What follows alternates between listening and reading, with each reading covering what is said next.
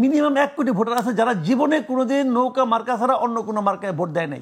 এদের জন্য আপনি কি বিকল্প রাখছেন? বাংলাদেশের ইলেকশনে আসলে 12টা বাজে গেছে। আপনি যে ইলেকশনটা করতেছেন উনি অনেক বলতেছেন কিন্তু ইতিহাসের সর্বশ্রেষ্ঠ নির্বাচন উনি দিবেন, উনি কিন্তু বলেছেন এই কথাটা, উচ্চারণ করেছেন। কি বুঝে বলছেন আমি জানি না, উনি ইতিহাসও বুঝেন কিনা জানি না, সর্বশ্রেষ্ঠ বুঝেন কিনা আমি জানি না। একটা নির্বাচন হতে যাচ্ছে, আপনি একটা কথা মাথায় রাখেন, বাংলাদেশে মিনিমাম 1 কোটি ভোটার আছে, মিনিমাম 1 কোটি ভোটার আছে যারা জীবনে কোনোদিন নৌকা মার্কা ছাড়া অন্য কোনো মার্কায় ভোট দেয় নাই। এদের জন্য আপনি কি বিকল্প রাখছেন? আপনি এদের জন্য কি বিকল্প রাখলেন? একটা নির্বাচন যে আপনি করবেন, সেই নির্বাচনে এদের বিপুল নির্বাচনটা আপনি কার জন্য করবেন? পলিটিক্যাল পার্টির জন্য নাকি সাধারণ মানুষের জন্য? নির্বাচন যদি সাধারণ মানুষের জন্য হয়, আজকে এসি বলেছেন সাধারণ মানুষকে তারা সম্পৃক্ততা চান। যদি সাধারণ মানুষের জন্য নির্বাচন হয়, তাহলে যে মানুষগুলো যাকে ভোট দিতে চায় যখন সেই মার্কাটা ওখানে না পাবে, তাহলে এটা নির্বাচন হলো। এবং এই নির্বাচনটি বহুত বিপদে পড়বে গভর্নমেন্ট, এবং সবচেয়ে বড় বিপদে পড়বে যারা নির্বাচিত হয়ে আসবে তারা। সারা দুনিয়ার কাছে এই নির্বাচন কতটুকু গ্রহণযোগ্য হবে আমি জানি না, আমি বুঝতে পারি না। কারণ 2014 নির্বাচন করে আওয়ামী লীগ ক্ষমতায় আসছিল, ওই নির্বাচনটা খুব গ্রহণযোগ্য হয়েছিল। ওই নির্বাচনের কথা যখন তারা নিজেরা উচ্চারণ করতো, খুব কি আনন্দের সঙ্গে উচ্চারণ করতো।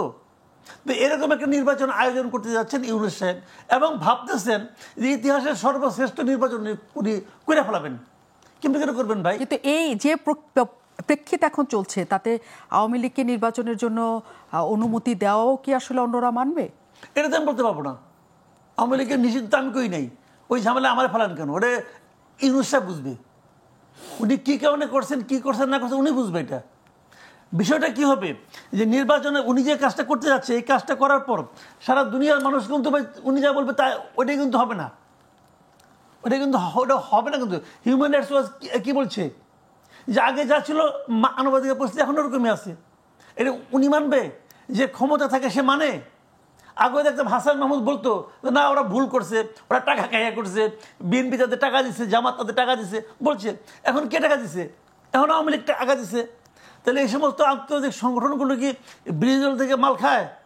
ভাই এইগুলো জানেন, শোনেন বিষয়টা হলো কি, ওই যে বলে না যে লাও সেই কদু, আসলে ওইটাই। মুখে বলতেছে, কেউ কিছু বলার সাহস পাচ্ছে না, কেউ বলতে পারছে না। আপনি এমন একটা এনভায়রনমেন্ট আপনি ক্রিয়েট করছেন যে আওয়ামী লীগের লোক বলতে পারছে না যে আমি কোথায় ভোট দিব। Is it democracy? এখন জনগণের সম্পৃক্ততা চাচ্ছে সিএসি। তিনি বলছেন যে সবাইকে নিয়ে তিনি নির্বাচন করতে চান, যাতে দলগুলো আর ব্যাপারে তারা যত না আগ্রহী, তার চেয়ে বেশি জনগণ যাতে 16 বছর যারা ভোট দিতে পারেন নাই তারা যাতে ভোট দিতে পারেন। আপনি বলছেন তাহলে যারা নৌকায় ভোট দিতেন তারা কাকে ভোট দিবেন? সেই প্রশ্নটা তো রয়ে যাচ্ছে, কিন্তু সেই প্রশ্নের উত্তর বা সেই পার্সেন্টেজ ভোটার কোথায় আসলে যাবে সেই উত্তর আমাদের কাছে এখনো জানা নাই।